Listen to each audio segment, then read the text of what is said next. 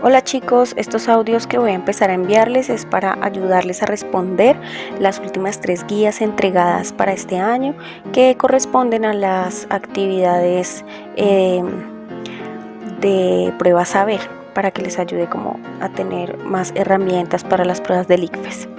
Bueno, antes de responder quiero contarles que cada pregunta tiene como unas claves que identificar, ¿cierto? Entonces la primera parte de las preguntas siempre es el contexto donde tenemos toda la parte teórica. La segunda parte es el enunciado, ¿cierto? O la pregunta.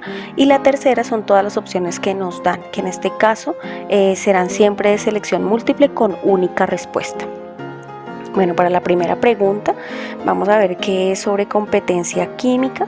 Ese componente químico, su competencia es de conocimiento científico, comprensión y conocimiento científico, y nos habla sobre como un modelo, ¿no? Un modelo que pues no se lleva a cabo en la realidad, pero nos sirve como modelo para explicar cómo se comportan los gases. Entonces ahí nos muestran un gas encerrado a una presión constante con una variable que será la temperatura y que esta cambiará en el sistema. Bueno, antes de ir a las respuestas, quiero contarles que deben recordar siempre que las opciones A, B, C y D tienen siempre 4 comportamientos, ¿cierto? El primero es la verdadera, es decir, a la cual queremos llegar, ¿cierto? La otra será parcialmente verdadera, que esa nos puede confundir, no nos puede permitir llegar a la verdadera. La otra que es una distractora y la otra que es completamente falsa. Entonces, ¿qué es lo primero que debemos hacer en todas estas preguntas? Identificar, ¿cierto? Identificamos la falsa primero. Entonces nos vamos en este caso en la primera pregunta, nos damos cuenta que la falsa es la C, porque vemos que en las 4 gráficas siempre nos hablan de un líquido, ¿cierto? En el enunciado nos están preguntando sobre el gas.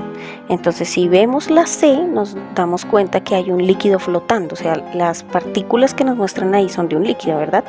Y las partículas de un líquido no flotan, ¿cierto? Las partículas de un líquido están ligeramente separadas y en movimiento, y esto permite que lleguen al fondo y ocupen todo el recipiente que los contiene. Entonces, es absolutamente imposible que el líquido flote, entonces ya sabemos que la C es la totalmente falsa.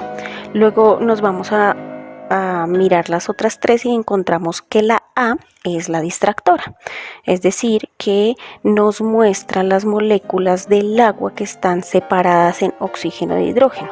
Y esto no pasa porque nosotros vemos que la pregunta nos está hablando sobre cambios de estado, es decir, un proceso físico, y la separación del oxígeno y el hidrógeno en la molécula del agua nos hablaría de un cambio químico.